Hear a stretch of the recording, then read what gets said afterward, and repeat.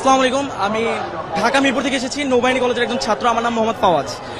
আমি একটি প্রশ্নের সর্বপ্রথম একটি উত্তর দিতে চাই, সেটা হচ্ছে জামাতে ইসলাম কেন চাঁদাবাজি করে না, কেন কোনো লুটতরাজের সাথে জামাত ইসলাম নেই।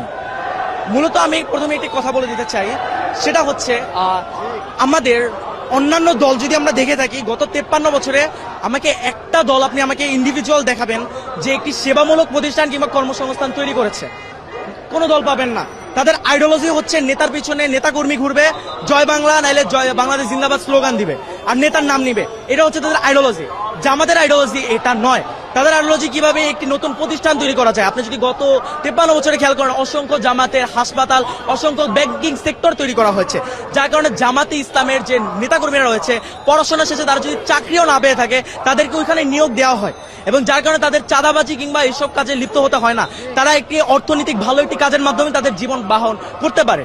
এবং জামাতের আদর্শ এবং অন্য একটি দলের আদর্শে ভিন্ন কোথায়। আমি একটি কথা বলতে চাই, অন্য একটি দলে আপনি সেন্ট্রাল থেকে টাকা পাবেন, টাকা যদি না পান আপনি চাঁদাবাজিতে লিপ্ত হবেন। আপনি বিএনপি বলুন, আওয়ামী লীগ বলুন, ছাত্র দল বলুন, ছাত্রলীগ বলুন, সবাই একই ক্যাটাগরি। আপনি ছাত্র শিবির বলুন যদি, বা জামাত ইসলাম বলুন, এদের অর্থ উৎস কিন্তু এইটা নয়।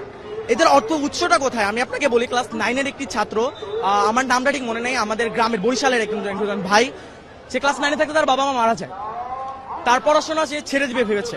তখন জামাত যে সংগঠন তার সাথে কথা বলে যে তার সম্পূর্ণ ব্যবস্থা তারা গ্রহণ করে, তাকে সম্পূর্ণ শিক্ষিত করে, তাকে দেশের বাইরে পাঠায় পড়তে, এবং তাকে ডক্টর বানিয়ে বাংলাদেশে ফেরত আনে।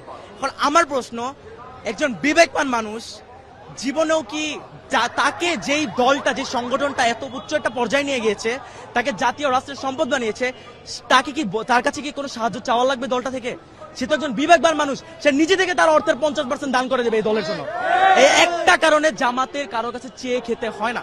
আর জামাতের প্রত্যেকটা নেতাকর্মী যারা রয়েছে তাদের মাস শেষে একটি অ্যামাউন্ট উল্টা দিতে হয়, জামাতে অনুদান দিতে হয়, এবং সেই টাকা দিয়ে এই যে আমি যে বললাম প্রথমে, এই ছেলেটাকে পড়িয়েছে, এরকম অসংখ্য অসহায় এবং দরিদ্র ছেলেকে